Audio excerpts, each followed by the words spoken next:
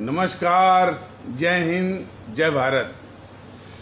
भारतीय अवाम ताकत दल अपने भारतीय भाई बहनों अर्थात अपने देश भारत की जनता अर्थात अपनी भारतीय अवाम से भारतीयता आधारित आपसी श्रद्धा, भारतीयता आधारित आपसी स्नेह, भारतीयता आधारित आपसी प्रेम, भारतीयता आधारित आपसी अखलाक मोहब्बत, भारतीयता आधारित आपसी सहयोग, भारतीयता आधारित आपसी सम्मान, भारतीयता आधारित आपसी एकता, भारतीयता आधारित आपसी भाईचारा तथा भारतीयता आधारित आपसी सद्भाव को समझने व उसे आत्मसात करके वैसा ही आचरण एवं व्यवहार करने हेतु और इसके पूरे देश में प्रचार प्रसार करने हेतु और प्रत्येक देशवासी को इसकी अहमियत और महत्व को समझाकर उसे अपनाते हुए वैसा ही आचरण एवं व्यवहार करने हेतु और प्रत्येक देशवासी को अपना ही भारतीय भाई बहन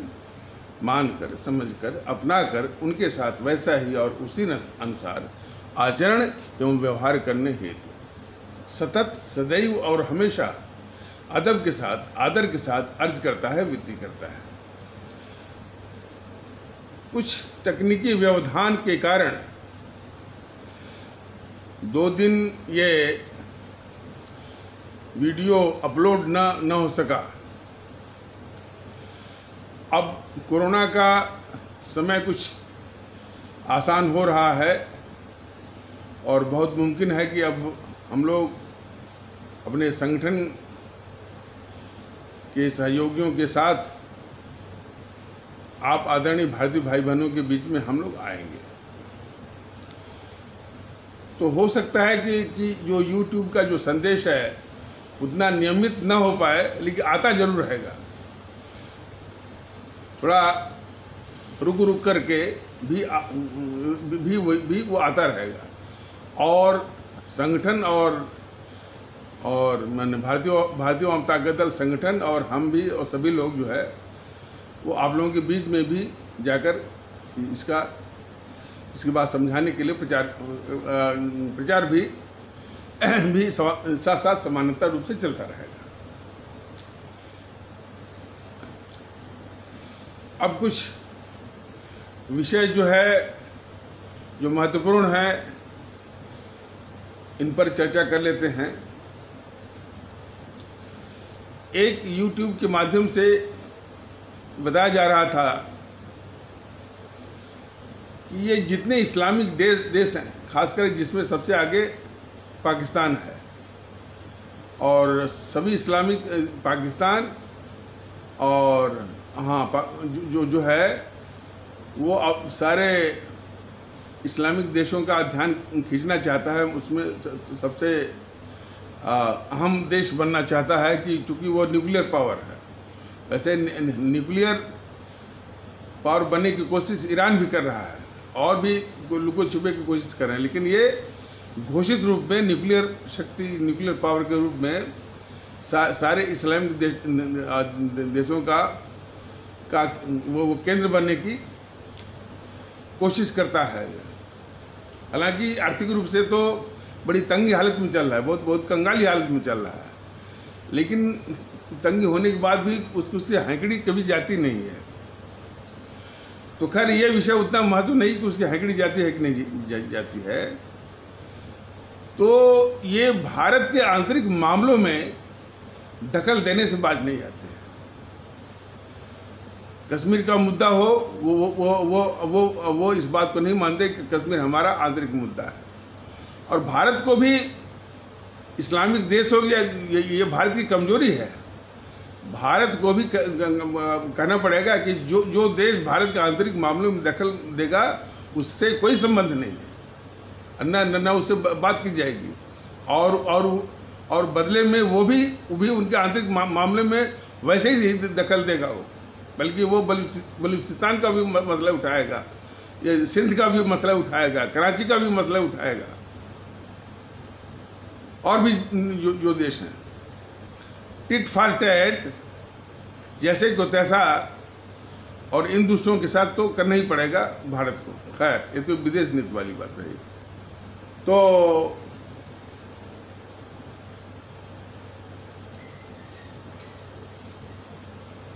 ये मुस्लिम राष्ट्र जो है जिसमें पाकिस्तान सबसे आगे है, वो भारत में जो हमारे इस्लाम आस्था वाले भारतीय भाई बहन हैं, या जिसको आप लोग सुविधापूर्वक या पारंपरिक रूप से मुसलमान कहते हैं, भारतीय जनता दल उनको मुसलमान कहना न्यायपूर्ण और न्यायसंगत और मुनासिब नहीं मानता है।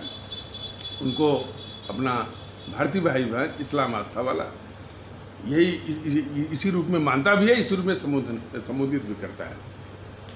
तो इस्लाम आस्था वाले भारतीय भाई बहन को कि वो चिंता वो जताते हैं भारत के मुसलमान फलाने के ठिकाने। देखिए, एक तो उनकी भारत के आंतरिक मामलों में दखल, और ये चिंता भी झूठी, दूसरी बात है ये चिंता भी झूठी है। यदि वाकई में यानी पाकिस्तान समेत या पाकिस्तान को और भी मुस्लिम राष्ट्रों को अपने मुस्लिम भाइयों की चिंता होती तो भारत में तो बिल्कुल समस्या नहीं, वो बिल्कुल यानी कुछ अपवादों को छोड़कर थोड़ा सा कट्टरपंथियों के कभी कभी इस तरह से व्यवहार के बाद, लेकिन उससे समूचे जो हमारे राष्ट्र का जो व्यवहार है, लोगों का जो व्यवहार है, आपसी अखलाक मोहब्बत है, वो अपने स्थान पर वो बरकरार है। और यहाँ के हमारे इस्लाम आस्था वाले भारतीय भाई बहन बिल्कुल समझते हैं कि ये मुल्क उनके लिए सब कुछ है, और उनकी मुल्क परिस्थिति पर मुल्क को भी नाज है, और इस भारत मुल्क से बेहतर कोई और मुल्क है ही नहीं। ये उनकी मान्यता है बिल्कुल लगभग सभी की। कुछ कट्टरवादियों को आप छोड़ दीजिए, तो फिर भी जो है ये पाकिस्तान सहित मुस्लिम राष्ट्र जो है भारत के मुसलमानों का एक दिखावी चिंता वो करते रहते हैं, लेकिन वही उनका पाखंड बिल्कुल सामने पाखंड जो है बेनकाब हो जाता है। यदि उनको अपने मुस्लिम भाइयों की चिंता रहती तो जो अत्याचार चीन कर रहा है सिंजियांग प्रांत में उइगर मुस्लिम भाइयों के साथ, भारत में अत्याचार बिल्कुल नहीं है, पूरी आज़ादी है। संविधान से लेकर संविधान भी आज़ादी देता है, और आपसी जो भाईचारा भी है, व्यवहार भी है, दोनों तरह से पूरे अधिकार उनके हैं, और पूरी मान प्रतिष्ठा के साथ हैं हमारे इस्लाम आस्था वाले भारतीय भाई। यहाँ तो कोई बात ही नहीं है। जहाँ पर अत्याचार हो रहा है, यहाँ तक कि उनके जो धार्मिक मामले हैं, बुर्का जो माताएं और बहनें पहनती हैं, उस पर वो प्रतिबंध है। उनके नमाज पढ़ने पर प्रतिबंध है चीन के सिंजियांग प्रांत में। दाढ़ी रखने पर वो प्रतिबंध है। उनको यहाँ तो वो डिटेंशन सेंटर के नाम पर तमाम हुआ चल रहा था, वो हुआ कोई और नहीं, यही JNPC वाले करवा रहे थे। डिटेंशन सेंटर और कागजात के मामले में CA का जो मसला आया था, तब वहाँ पर कंसंट्रेशन सेंटर तमाम वो लाखों मुस्लिम भाइयों को डाला गया है, और वो सिर्फ जो है उनको टॉर्चर करने के लिए, उनको प्रताड़ित करने के लिए। और तो और एक मस्जिद को जो है वो टॉयलेट बना दिया गया। तो सारी बातें YouTube के जरिए संभव नहीं है, लेकिन जरा समझिए, वहाँ अत्याचार ही अत्याचार है। वहाँ पर इन मुस्लिम देशों की घी बंद हो जाती है, और दूसरी ओर भारत के जो इस्लाम आस्था वाले भारतीय भाई बहन हैं, या जिसको मुस्लिम कहते हैं, वहाँ पर उनकी चिंता का दिखावा करते हैं। तो ये पाखंड जो है पूरा विश्व भी देख रहा है, हमारे भारत के इस्लाम आस्था वाले भारतीय भाई बहन भी देख रहे हैं। वो भी थोड़ा सा और भी अच्छी तरह से समझ लें, और हमारा देश भी समझ ले कि ये उन समूह का बिल्कुल पाखंड है। और तो और जो पाखंड तो उन समूह का, भारत के अंदर जो छोटी सी बात पर इतना जो है वो तोड़फोड़ मचा देंगे, जो वो हिंसा कर देंगे। लगता है कि उनको बड़ी चिंता है हमारे इस्लाम आस्था वाले भारतीय भाई बहनों की, और यदि उनको चिंता है तो सारे लोग आवाज़ क्यों नहीं उठाते, वो चीन के खिलाफ प्रदर्शन क्यों नहीं करते? जो चीनी दूतावास है उसके आगे प्रदर्शन क्यों नहीं करते? ये कन्हैया कुमार गिरोह, ये असदुद्दीन गिरोह, असदुद्दीन की वो क्यों बंद होती है? असदुद्दीन इतना जो है मुस्लिम के नाम पर जो है वो जो राजनीति करता है, यानी चीन के सिंजांग प्रांत में जो युगर मुस्लिम भाइयों पर अत्याचार हो रहा है, उसकी घिघी क्यों बंद है? तो बहुत पाखंडी है वो। सिर्फ भारतीय देश उसको मिला है उसको कमजोर करने के लिए।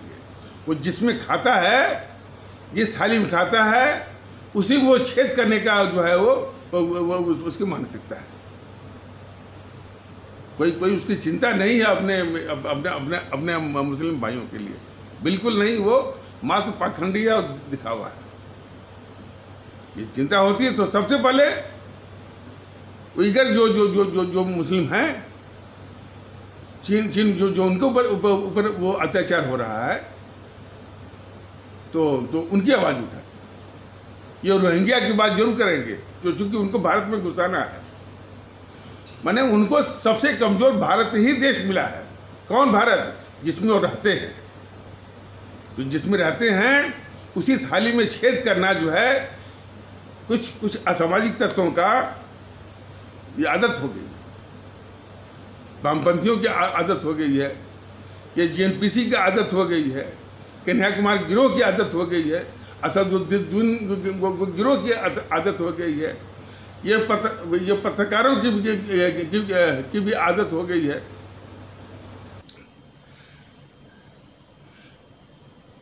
तो देश विरोधी पत्रकार समूहों का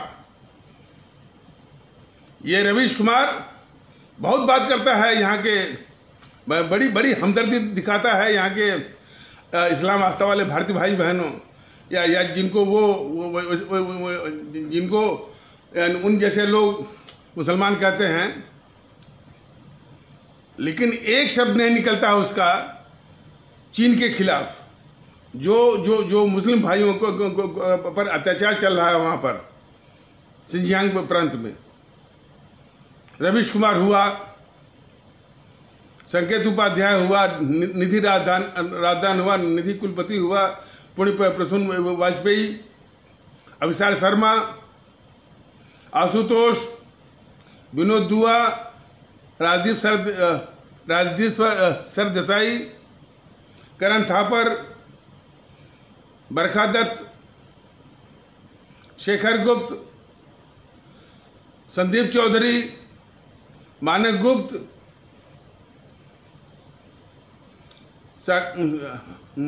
राणा अयूब, आरफा खानम, सागरिका घोष, राहुल कंवल, अजीत अंजुम,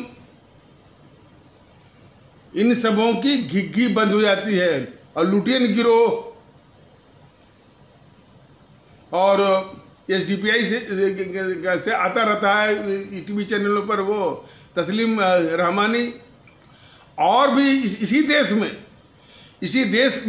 देश का खाना और जो है इसी देश की थाली में छेद करना, इसी देश को कमजोर करना। साजिद रसीदी जैसे लोग, साजिद रसीदी, अंसार रजा, शोएब जमई, इन समूहों की घिघी बंद रहती है। वो मुस्लिम भाई जिनके ऊपर अत्याचार कर रहा है चीन, न एक आवाज़ उठती है, न एक प्रदर्शन होता है। चीनी दूतावास के सामने यानी जो है कोई प्रदर्शन नहीं। सिर्फ भारत जहाँ वो रहेंगे, जहाँ खाएंगे, उसी में छेद करने की इन गद्दारों की आदत बन गई है।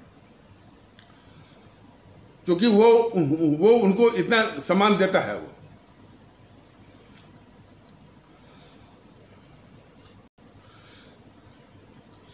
ये जीएनपीसी, गांधी नेहरू परिवार चांडाल चौकड़ी, काकस और वाम दल, जो यहाँ के इस्लाम आस्था वाले भारतीय भाई बहनों का समाज, जिसे उन जैसे लोग मुसलमान कहते हैं, उनकी बहुत चिंता वो जताते हैं। हर बात पर तमाम बहसें करेंगे और तोड़फोड़ भी करवाएंगे, हिंसा भी करवाएंगे, ये सब करेंगे। लेकिन वही जो है वो चीन से पैसा लेते हैं। भारत के खिलाफ गद्दारी करने का, ये दोनों के दोनों, जीएनपीसी वाले भी, गांधी नेहरू परिवार चांडाल चौकड़ी काकस वाले भी, वाम दल वाले, भारत के ही खिलाफ। तो ये इनकी असलियत है। तो जो मुस्लिम राष्ट्रों की जो पाखंड और दोहरा चरित्र है वो तो है ही, उससे खतरनाक दोहरा चरित्र जो है यहाँ के जो जितने भी देश विरोधी ताकतें हैं, जो कि मुस्लिम के नाम पर भी एक मुहिम चलाते हैं, एक तर्क गढ़ते हैं, उनकी जो है वो मुस्लिम भाई जिनके ऊपर चीन अत्याचार कर रहा है सिंजियांग प्रांत में, उसके ऊपर इन सबों की घिघी वो बंद हो जाती है। तो दोहरा चरित्र इनका जो है वो बेनकाब होता है। लेकिन यदि यहीं तक वर्णन किया जाए तो हमारे मुल्क के प्रति बहुत बड़ी नाइंसाफी होगी। ये सारी शक्तियाँ जो दोहरे चरित्र के साथ और भी फितरत के साथ देश विरोधी गतिविधियों में हमेशा संलिप्त हैं, लगी हुई हैं, सक्रिय हैं, ये मोदी जी के वो शासन के समय, मोदी जी की छत्र छाया के अधीन, उनके नीचे, और ये सारी शक्तियाँ बिल्कुल उनके पेट्रोनेज में और उनके प्रोटेक्शन में लगी हुई है। इसलिए इस तरह की गतिविधि का जो केंद्र बनता जा रहा है वो मोदी सरकार, जो कि इन शक्तियों को पाल रही है। दिखावे के रूप में भले कुछ है कि ईडी ने वो कर दिया, ईडी फीडी से कंट्रोल होगा, ये ईडी और सीबीआई से होगा। मैं पूछता हूँ मोदी जी से, इतनी खतरनाक देश विरोधी ताकतें जो है वो ईडी और सीबीआई से होगा? अरे मोदी महोदय, यदि आपको अकल नहीं है, मैं सत्ता के लिए मैं सिखा दूंगा कि इन ताकतों को से कैसे निपटते हैं देश के हित में। यदि मुल्क परस्ती हो तब, देशभक्ति का जज्बा हो तब, तो इन ताकतों को कैसे नष्ट में नाबूद कैसे करते हैं, इनको शक्तिहीन कैसे बनाते हैं और इनको पंगु कैसे करते हैं, इनको क्रिपुल कैसे करते हैं। यदि आपको अकल ना हो तो दिखाया जा सकता है। सत्ता की इलाज नहीं है। सत्ता को भारतीय अवाम ताकत दल एक उपकरण मानता है। जब हमारे आदरणीय भारतीय भाई बहन या हमारे जो है आदरणीय जो है भारतीय मतदातागण, भारतीय भाई बहन जिस वक्त भी समझेंगे, वो उपकरण भारतीय अवाम ताकत दल के हाथों में आएगा और वो अच्छे से ये निपटाया जाएगा। और उसमें आपका भी वो निपटारा करेंगे जो ये देश के साथ इतना खतरनाक खेल रहे हैं आप। वो भी राष्ट्रवाद का एक नकली ही नहीं, कपटपूर्ण छलपूर्ण मुखौटा पहन करके।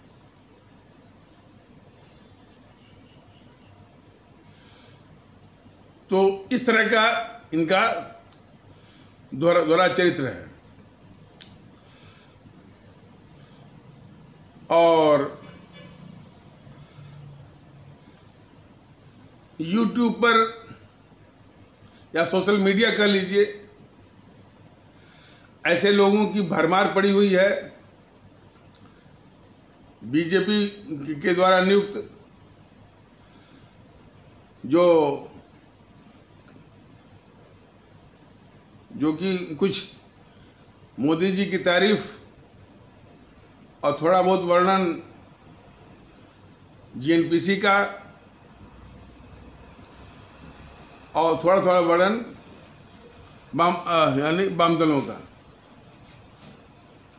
तो ये वर्णन सिर्फ उनका वर्णन करने के लिए यूट्यूब पर इनके जो है इनकी ब्रिगेड लगी हुई है।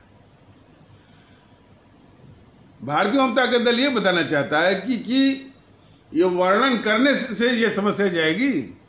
वर्णन करने से भारतीय जनता पार्टी के पक्ष में वोट के लिए माहौल बनेगा। यहाँ तक तो हो जाएगा, वोट मिल जाएगा, सत्ता मिल जाएगी। लेकिन देश का जो नुकसान हो रहा है जो है उससे नहीं बचाया जा सकता।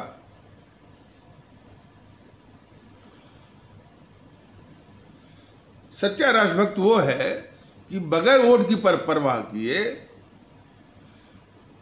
इन शक्तियों को जो देश विरोधी शक्तियां हैं और कई रूपों में हैं, बड़ी खतरनाक है देश के, उनको पंग किया जाए, उनको जमीन दोज किया जाए, क्रिपुल किया जाए, बुलडोज किया जाए और हो सके तो देश के बाहर कर दिया जाए। ये कई बार और कई मैंने ये सिर्फ वर्णन की बात नहीं, घटनाएं सीए पर इन समूह ने सीए जो है जो था उस पर यही गद्दार सोनिया, गद्दार राहुल गांधी, गद्दार प्रियंका ने हमारे खास करके इस्लाम आस्था वाले भारतीय भाई बहनों को किस तरह भड़काया और उन्हीं के और उसी समाज के कट्टरवादी तत्वों का इस्तेमाल भी किया वो हिंसा फैलाने के लिए। और उसी समाज के जो कट्टरवादी तत्व जो है, कट्टरवादी और असामाजिक और उसी में वो हिंसक तत्व भी होते हैं। और ये सारे कट्टरवादी, असामाजिक और हिंसक तत्व जो है इसी जीएनपीसी के ही एजेंट होते हैं, ये भी समझ लीजिए। तो वो अपने एजेंटों से, कौन एजेंट, मैंने इस्लाम आस्था वाले भारतीय भाई बहनों के समाज के कट्टरवादी, असामाजिक, हिंसक तत्व जो कि जीएनपीसी के एजेंट होते हैं, अपने एजेंटों द्वारा वह हिंसा फैलवाना। जामिया मिलिया में फैलवाया, अलीगढ़ मुस्लिम विश्वविद्यालय में फैलवाया, नदवा में फैलवाया और दिल्ली में जो इसी जीएनपीसी का जो अवतार है, इनकारनेशन है, केजरीवाल, उसने फैलवाया अपने ताहिर हुसैन और अमानतुल्लाह जैसे लोगों के द्वारा। तो ये सारे गद्दार राहुल, गद्दार प्रियंका, गद्दार सोनिया, गद्दार केजरीवाल को ये मोदी जी पाल रहे हैं। समस्या यहां है,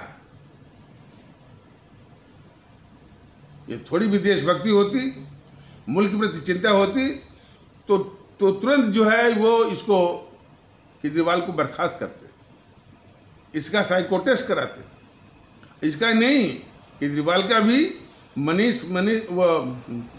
मनीष सिसोदिया का भी, एक संजय सिंह बहुत बोलता है, संजय सिंह, तीनों का, केजरीवाल, मनीष सिसोदिया, संजय सिंह, तीनों का narco test, polygraph test, psycho test, ताकि करा करके सार्वजनिक करना, ताकि पूरा मुल्क जाने, देश जाने कि इनके मंसूबे जो है वो कितने खतरनाक है।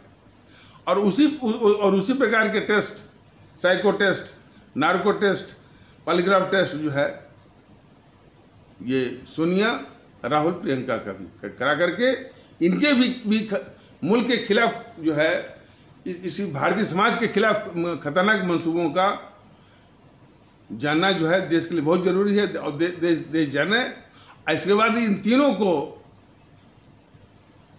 पैक करके,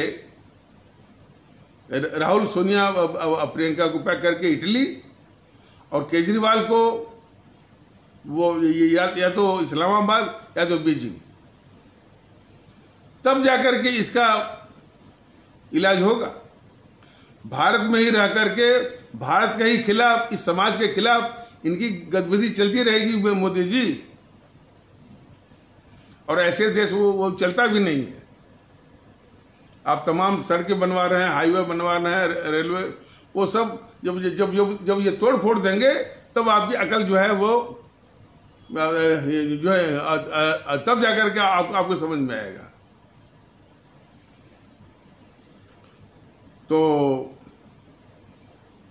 कहने का मतलब यह है कि देश विरोधी ताकतों का नाश जो है सर्वोपरि होना चाहिए, और तभी जाकर के हमारे देश में सद्भाव भी आ सकता है, भारतीयता आधारित देश। हमारा ये देश भारत राष्ट्र के रूप में उस स्वरूप को तभी प्राप्त कर सकता है जबकि इस देश में भारतीयता का माहौल हो, सब लोग अपने को भारतीय मानकर सब व्यवहार करें। लेकिन वो चीज़ मुमकिन नहीं हो पा रही है क्योंकि इन शक्तियों के चलते, और उन्हीं शक्तियों में ये टीवी चैनल वाले भी शामिल हैं। यह भी देश के बहुत खतरनाक दुश्मन है। दिन रात इनकी भाषा जरा देखिए, हर चीज़ को हिंदू मुस्लिम, और बहुत बेशर्म भी है। भारत के संविधान ने जो है हमारी जितनी भी पहचान थी, हमारे देशवासियों की जितनी भी पहचान थी, जो कि जाति के आधार पर पहने जाति के आधार पर जो पहचाने जाते थे, संप्रदायों के आधार पर जो पहचाने जाते थे, किसी भारतीय भाषा विशेष के आधार पर, किसी भौगोलिक विशेष के मैंने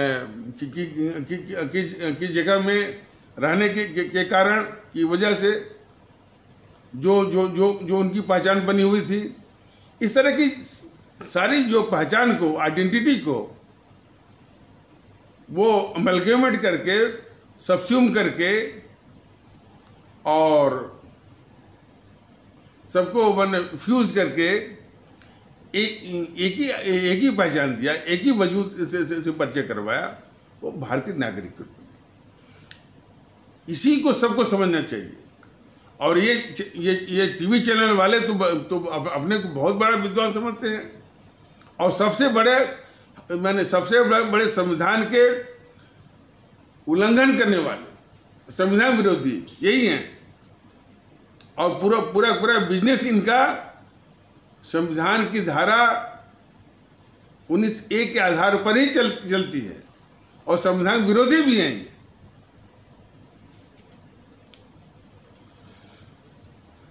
तो लाख दुखों की एक दवा, भारतीयता का भाव हमारे अमर शहीदों ने भी हम सभी को बताया हुआ है।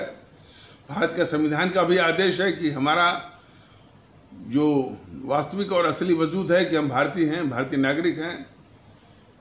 और बाबा साहब अम्बेडकर ने भी बिल्कुल ये रास्ता दिखाया था, जो जातिहीन समाज की, तो हमारी एक ही बिरादरी है, एक ही जाति है कि हम भारतीय हैं। तो सारे विद्वानों को, सारे अमर शहीदों के, सारे विद्वानों के संदेश को, सारे जो अमर शहीदों के जज्बे के अनुसार और संविधान के आदेश के अनुसार हम सिर्फ भारतीय ही हैं, और इसके अलावा जो है हमारा कोई वजूद नहीं है। इसलिए हम जो उस भारतीयता को पहचाने, अपने जो देशवासी हमारे भाई बंधु हैं, उनको अपना भारतीय भाई बहन की तरह मानकर उनके साथ वही अखलाक, मोहब्बत और वही भाईचारा, सद्भाव के साथ उनके साथ आचरण और व्यवहार करें। ये बहुत ज़रूरी है।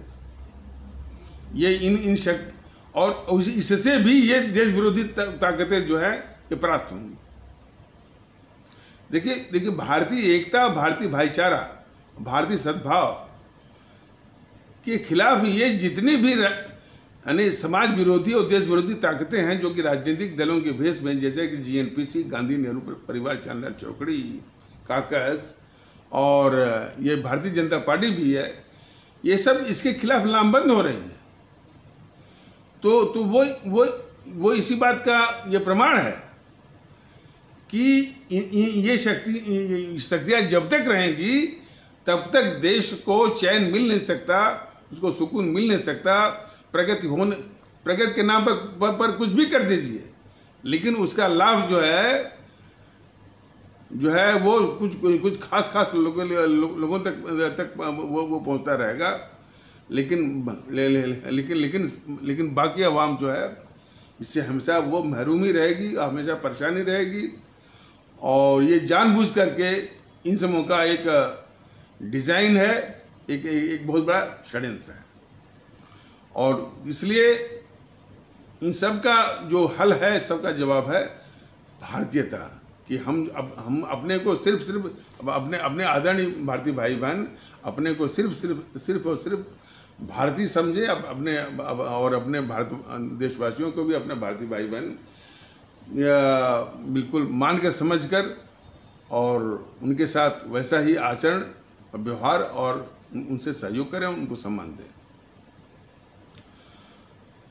और बाकी चीज़ें जो है रोजी रोटी, रोजगार, व्यवस्था, सेवाएं, न्याय, सब कुछ जो है बड़े आराम से, बहुत ही प्रभावशाली ढंग से, बहुत ही इज्जत प्रतिष्ठा के साथ बिल्कुल मुमकिन हो जाएगा। लेकिन ये जो समाज विरोधी, देश विरोधी ताकतों के हटने के बाद ही ये संभव हो पाएगा होगा। और यदि जब ये शक्तियाँ रहेंगी तो जो कुछ भी होगा वो पाखंड के रूप में होगा, दिखावे के रूप में होगा, कुछ जो है वो चुनिंदा लोगों के लिए होगा। बाकी आवाम जो है बंदर की तरह नाचती रहेगी। यही वो चलता रहेगा। ये सबके लिए व्यवस्था करनी है, रोजी का, रोटी का, सुरक्षा का, इज्जत का, प्रतिष्ठा का। तो इन शक्तियों का नाश बहुत जरूरी है। और ये शक्तियाँ जो इस देश के खिलाफ हैं, भारतीय समाज के खिलाफ हैं। या यूँ समझ लीजिए कि जिन अंग्रेज़ों को भगाया गया था, सफ़ेद अंग्रेज़ों को, ये जो काले अंग्रेज़ हैं उनसे ज़्यादा शातिर भी हैं, उनसे ज़्यादा धूर्त भी हैं, उनसे ज़्यादा खतरनाक हैं इस मुल्क के लिए। तो इनका नाश बहुत ज़रूरी है। और नाश का सबसे जो प्रभावकारी तरीका है वो मत पेटी पर इनको शून्य मत मिले, ये मन में आपको ठानना पड़ेगा। बाकी यदि भारतीय ताकत दल के पास वो सत्ता का उपकरण आता है तो इनको सदा के लिए इनका इंतजाम जो है वो कर दिया जाएगा। और देश में एक शुद्ध वातावरण और साफ पाक वातावरण और भारतीय होने पर गर्व होने का वातावरण का सूत्रपात्र मुमकिन होगा। तो इन्हीं शब्दों के साथ इस आवश्यक परिचर्चा को यहीं पर विराम दिया जाता है। तब तक के लिए नमस्कार, जय हिंद, जय भारत।